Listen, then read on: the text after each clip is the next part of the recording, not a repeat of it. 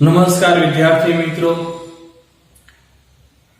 ધોરણ 10 વિષય સંસ્કૃત પાઠ નંબર 4 પ્રકરણ 4 જનાર્દનસ્ય પશ્ચિમ સંદેશ શ્રી કૃષ્ણનો અંતિમ સંદેશ તાસ નંબર 1 માં આપ સૌ વિદ્યાર્થીઓનું હાર્દિક સ્વાગત છે। વિદ્યાર્થી મિત્રો, આજે આપણે નવો જ પાઠ શરૂ કરવા જઈ રહ્યા છીએ। તો સૌપ્રથમ આ પાઠનો પરિચય અથવા તો પ્રાસ્તાવિક માહિતી આપણે મેળવીએ। સંસ્કૃત સાહિત્યમાં મહાકવિ ભાસ તેમની જે નાટ્ય રચનાઓ છે એમના માટે એ જાણીતા છે એમ કહી શકાય।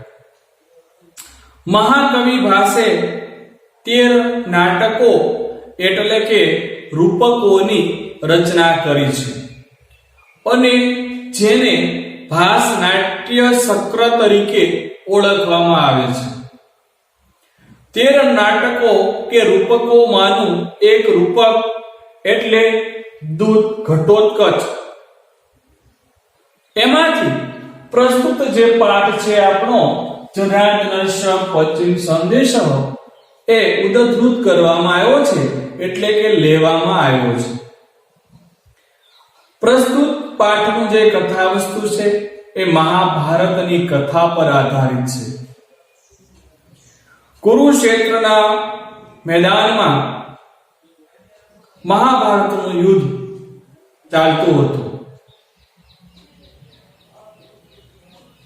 એવા સમયે અભિમન્યુનો વધ અન્યાયથી કૌરવો દ્વારા કરવામાં આવ્યો છે। અભિમન્યુનો વધ થવાને કારણે અર્જુન શોકમાં ડૂબેલો છે, દુઃખી થયેલો છે અને અભિમન્યુનો વધ કરનાર ને મારવાની જે પ્રતિજ્ઞા છે એ અર્જુને લીધી છે અથવા એ લે છે। આવા સંજોગોમાં જો કોઈ પણ સંજોગે યુદ્ધ રોકાય તો રોકી લેવા માટે ભગવાન શ્રી કૃષ્ણ વધારે એક વખત પ્રયત્ન કરવા ઈચ્છે છે। ભગવાન શ્રી કૃષ્ણ કૌરવોની સભામાં ઘટોત્કચને દૂત તરીકે મોકલીને શાંતિનો સંદેશો આપવા પાઠવવા મોકલે છે। બીજી બાજુ યુદ્ધમાં ડૂબેલા એવા દુર્યોધન અને મામા શકુની આ સંદેશો, શાંતિનો સંદેશો કોઈ પણ સંજોગે એ સાંભળવા માટે તૈયાર થતા નથી, છતાં પણ ઘટોત્કચ શ્રી કૃષ્ણનો અંતિમ સંદેશ સંભળાવે છે। અહીં મહાકવિ ભાસે ઘટોત્કચ એ માનવીય વર્તન કરે છે, જે એક હિડિંબા રાક્ષસીનો પુત્ર છે, ત્યારે બીજી બાજુ દુર્યોધન એ માનવીય હોવા છતાં એ રાક્ષસી વર્તન કરે છે। આવો વિરોધાભાસ મહાકવિ ભાસે દર્શાવ્યો છે। છેલ્લે આ પાઠમાંથી આપણે એ બોધો મેળવવાનો છે કે પ્રસ્તાવ નહીં સ્વીકારનાર એટલે કે સમાધાન નહીં કરનાર વ્યક્તિનું એટલે પોતાનો અને પોતાના કુટુંબનો નાશ થાય છે। તો આ પાઠમાંથી આપણે બોધ મેળવવાનો છે। તો આપણે એ શીખવાનું છે, એ બોધ લેવાનો છે કે હંમેશા આપણે સમાધાન કરી લેવું જોઈએ। જો સમાધાન ન કરીએ તો આપણો તો વિનાશ થાય છે, પણ વિદ્યાર્થી મિત્રો આપણા કુટુંબનો પણ વિનાશ થાય છે। તો આ પાઠમાં તમને ખ્યાલ છે કે દુર્યોધન છે એ સમાધાન કરવા માટે તૈયાર નથી અને જેને કારણે પોતાના કુટુંબનો એ વિનાશ નોતરે છે. તમે મહાભારતમાં જોયું છે કે કૌરવોનો એ વિનાશ થઈ જાય છે. ધૃતરાષ્ટ્રના 100 પુત્રોનો નાશ થાય છે. તો હવે આપણે આ પાઠમાં આપણે આગળ વધીએ તો ઘટોત્કચ બોલે છે. તો ઘટોત્કચ એ ભીમ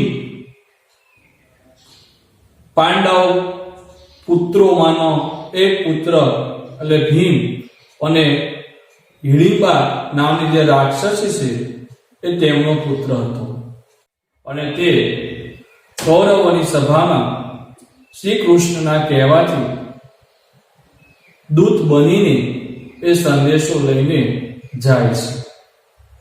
આમ તો તેમનું જે માથું છે એ બાળ વિહોણું હતું એમ પણ કહી શકાય કે તેમનું માથું બાળ વિહોણું ગળા જેવું હોવાથી તેમનું નામ ઘટોત્કચ પડ્યું એવું પણ કહેવામાં આવે છે. હવે આપણે જોઈએ તો ઘટોત્કચ પ્રવિશ્ય અયે અત્ર ભવાના ધૃતરાષ્ટ્ર. ઘટોત્કચ બોલે છે. પ્રવિશ્ય એટલે પ્રવેશ કરીને. અયે અત્ર ભવાના ધૃતરાષ્ટ્ર.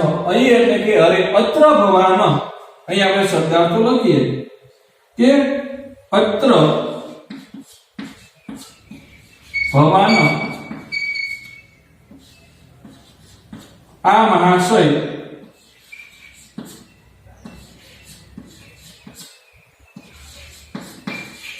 અથવા પૂજ્ય.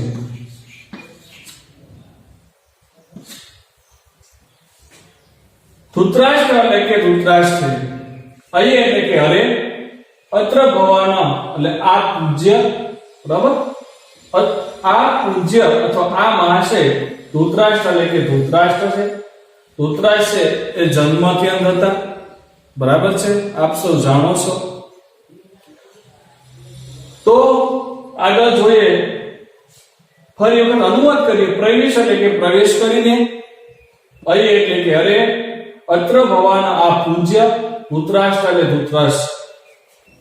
અનાર્ય સત્વસ્ય ઉત્પાદયિતા. અનાર્ય સત્વસ્ય. સત્વસ્ય એટલે 100. અહીં આપણે શબ્દો લખીએ કે ભાઈ અનાર્ય સત્વસ્ય. સત્વસ્યનો અર્થ થાય સત્વસ્ય એટલે 100. અનાર્ય એટલે કે અનાર્ય પુત્રોના.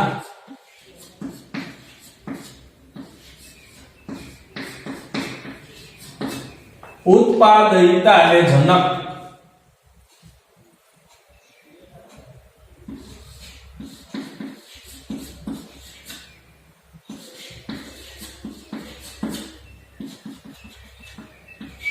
એટલે જનક.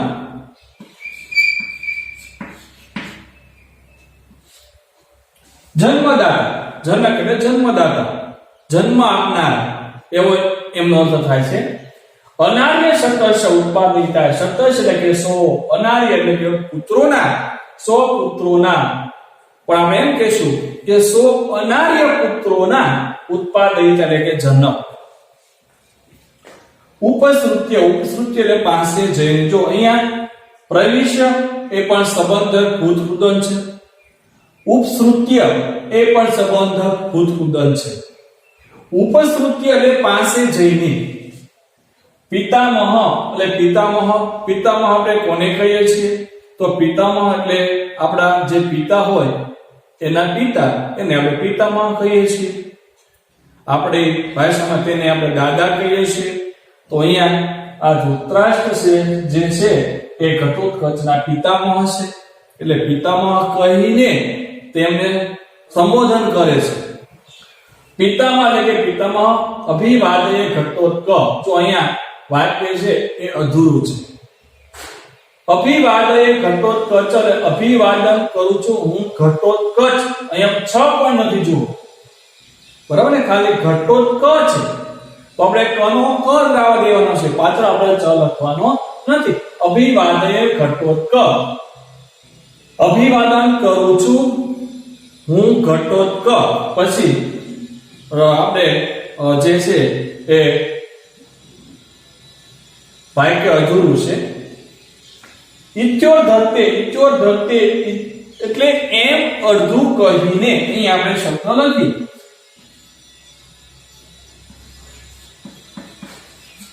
ઇત્યર્ધોક્તે,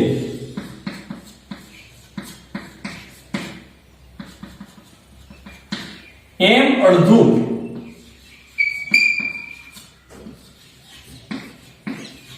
કહીને, એમ અડધું બોલે છે. શા માટે? કારણ કે એને કંઈક યાદ આવી જાય છે.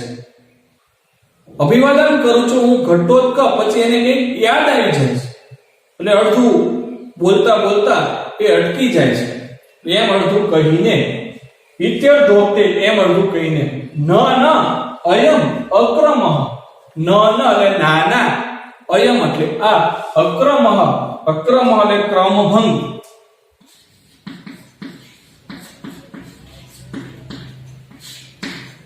ક્રમભંગ, ક્રમભંગ એટલે ક્રમનો ભંગ. બરાબર?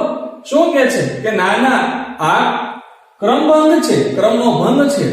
શા માટે? પછી એને યાદ આવે છે કે ભાઈ ખરેખર તો મારે પેલા યુધિષ્ઠિરના એના વંદન કરવા જોઈએ, અને પછી મારે ધૃતરાષ્ટ્રને નમસ્કાર કરવા જોઈએ. તો આવું યાદ આવી જાય છે, અડધું બોલે છે. પછી કહે છે કે ન એટલે નાના, અયમ એટલે આ, અક્રમ અને ક્રમભંગ છે. યુધિષ્ઠિર આદય ચ મે ગુરુઓ ભવંતમ અભિવાદયંતિ. યુધિષ્ઠિર આદય ચ એને આપણે સંધિ છૂટી પાડીએ તો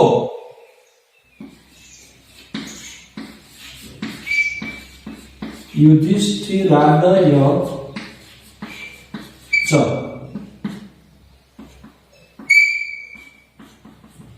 વિદ્યાર્થી મિત્રો જો તમને કોઈ શબ્દ બરાબર દેખાતો ન હોય તો તમારા પાઠ્ય પુસ્તકની અંદર આ પેરેગ્રાફ આપેલો છે, તમે તેમાં પણ જોઈ શકો છો. સંધિ આપણે છૂટી પાડીએ, યુધિષ્ઠિર પ્લસ પ્લસ આદય. આદય અહીં આપણે લખશું ભાઈ પહેલા યુધિષ્ઠિર પ્લસ આદય પ્લસ ચ.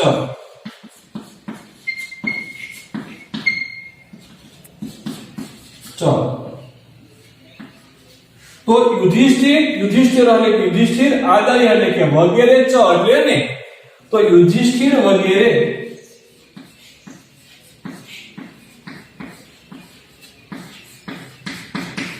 વગેરે, મે એટલે મારા, ગુરુઓ એટલે ગુરુજનો, ભવંતમ અભિવાદે અહીંયા પણ આપણે સંધિ છૂટી પાડીએ તો બરાબર કઈ રીતે પડશે? ભવંતમ પ્લસ અભિવાદયંતિ.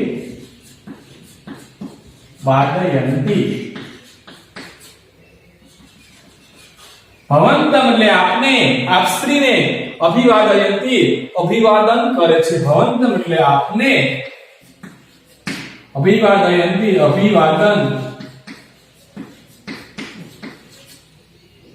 કરે છે. અભિવાદન કરે છે એટલે પ્રણામ કરે છે, નમસ્કાર કરે છે. પશ્ચાત ઘટોત્કચો અભિવાદયે. પશ્ચાત એટલે કે પછી, અહીંયા પણ સંધિ છૂટી પડશે તો આપણે પાડી દઈએ ઘટોત્કચો.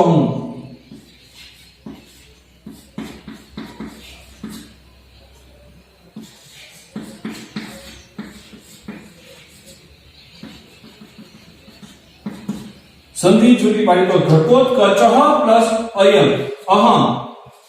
ઘટોત્કચ પ્લસ અહમ.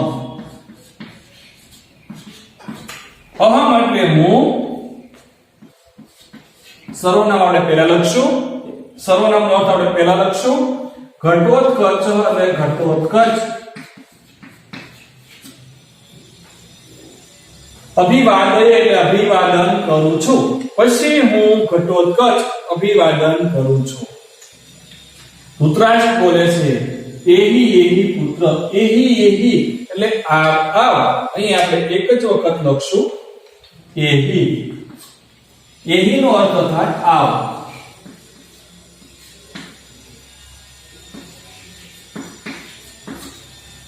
એહી એહી પુત્ર આવ આવ પુત્ર.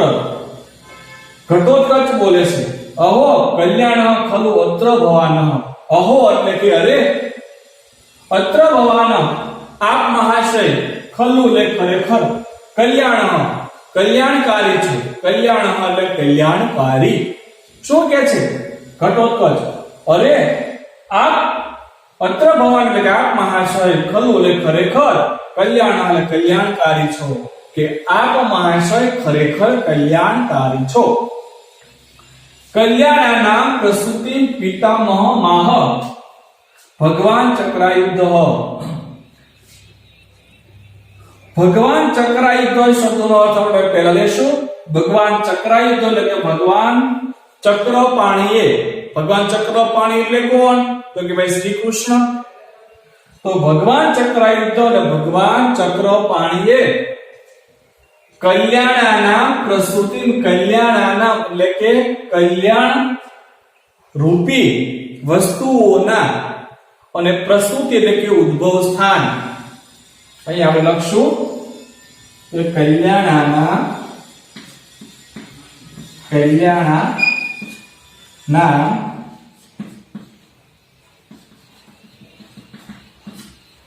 પ્રસૂતિ.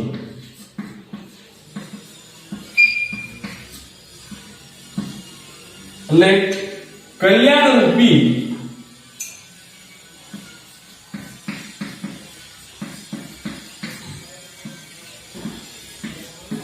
વસ્તુઓના ઉદ્ભવ સ્થાન.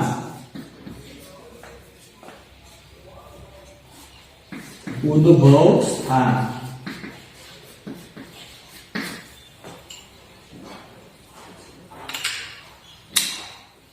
પિતામહ માહ.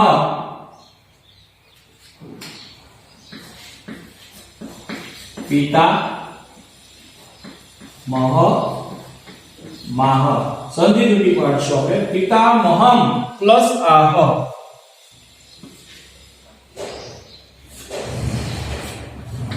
પિતામહમ પ્લસ આહ. પિતામહ એટલે પિતામહને, આહ એટલે કહ્યું છે.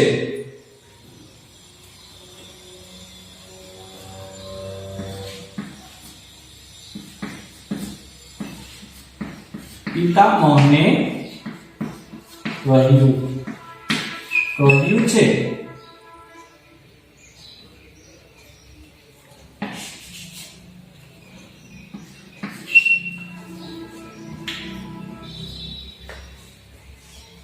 ભગવાન ચક્રપાણીએ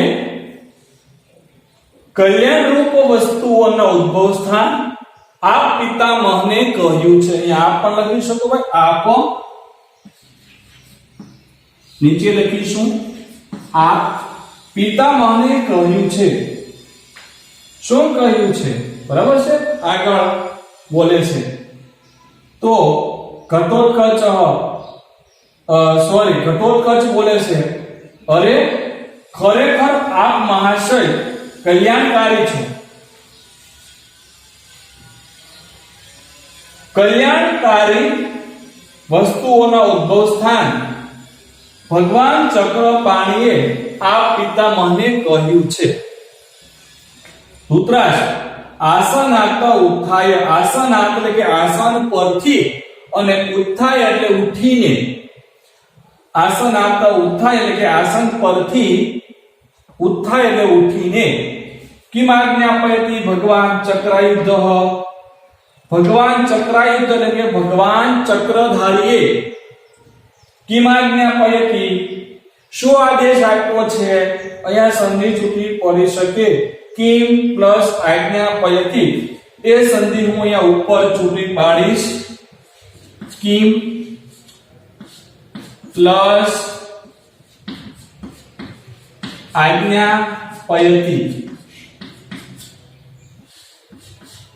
એનો અર્થ થાય શો આદેશ આપ્યો છે, શો આદેશ આપ્યો છે કે ભગવાન ચક્રધારીએ શો આદેશ આપ્યો છે. ધૃતરાષ્ટ્ર પૂછે છે.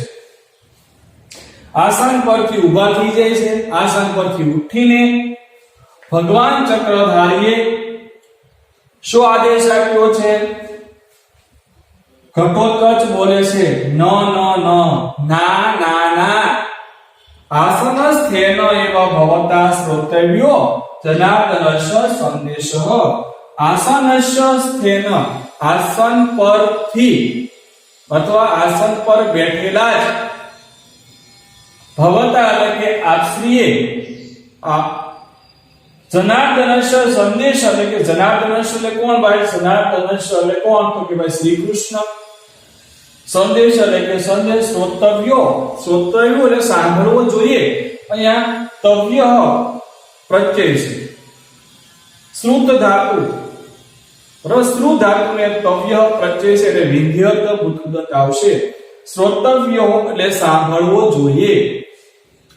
ના ના ના આસન પર બેઠેલા જ આપે શ્રી કૃષ્ણનો અંતિમ સંદેશ અથવા તો શ્રી કૃષ્ણનો સંદેશ સાંભળવો જોઈએ. ધૃતરાષ્ટ્ર યદાજ્ઞાપયતિ ભગવાન ચક્રાયુધ યદાજ્ઞાપયતિ એની પણ સંધિ છૂટી પડશે, અહીંયા પણ સંધિ છૂટી પડે છે. બરાબર છે. ઈમ આજ્ઞાપયતિ તો એ પણ આપણે અહીંયા લખી નાખશું. કિમ આજ્ઞાપયતિ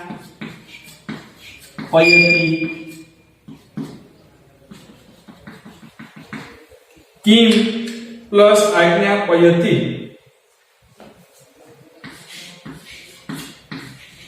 કિમ પ્લસ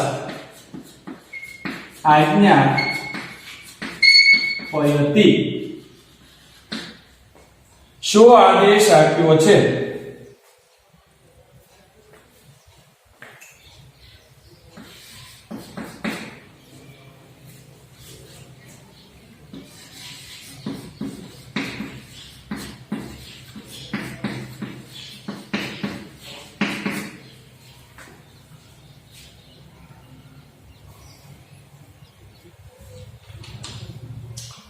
આગળ આપણે જોઈએ.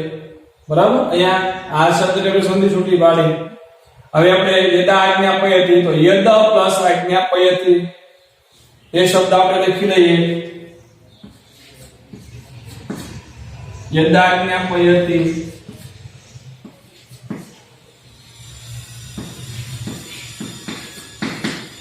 બરાબર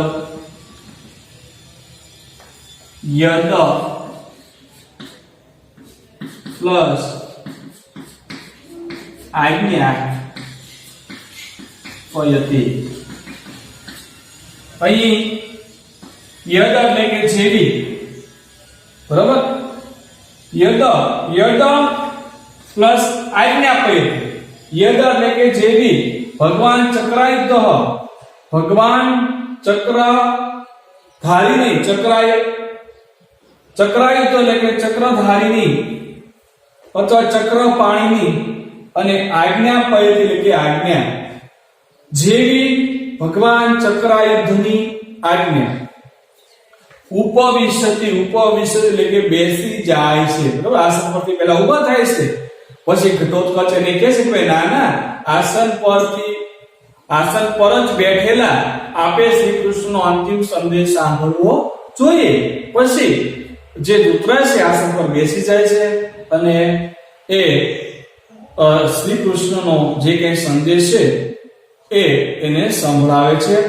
પણ હજી તો આપણે એ સંદેશ છે એ અંતમાં સંભળાવે છે એ આપણે આના પછીના લેક્ચરમાં જોવાના છે. શો સંદેશ સંભળાવે છે એ પહેલા આપણે અનુવાદ કરી જઈએ. તો ઘટોત્કચ બોલે છે પ્રવેશ કરીને. સીધું આપણે અનુવાદ કરશું. પ્રવેશ કરીને અરે આ પૂજ્ય ધૃતરાષ્ટ્ર છે, સો અનાર્ય પુત્રોના જનક પાસે જઈને પિતામહ હું અભિવાદન કરું છું ઘટોત્કચ એમ અડધું કહીને નાના આ ક્રમભંગ છે યુધિષ્ઠિર વગેરે મારા ગુરુજનો આપને અભિવાદન કરે છે, પ્રણામ કરે છે, પછી હું ઘટોત્કચ અભિવાદન કરું છું. ધૃતરાજ આવ પુત્ર ઘટોત્કચ, અરે આપ મહાશય ખરેખર કલ્યાણકારી છો. કલ્યાણકારી વસ્તુઓના ઉદ્ભવ સ્થાન ભગવાન ચક્રપાણીએ આ પિતામહને કહ્યું છે.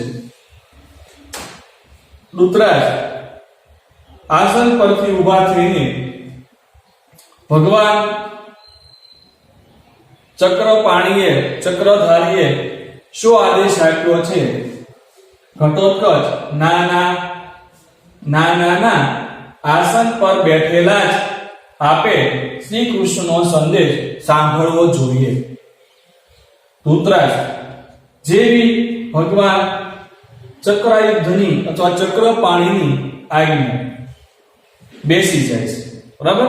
ફરી વખત વિદ્યાર્થી મિત્રો તાસ નંબર 2 માં જે પેરેગ્રાફ બાકી છે એના તરફ આપણે આગળ વધીશું. પાઠ જે બાકી છે તેના તરફ આપણે આગળ વધીશું. તો તાસ નંબર 1 આપણે અહીંયા પૂરો કરીએ. અસ્તુ. જય હિન્દ, જય ભારત.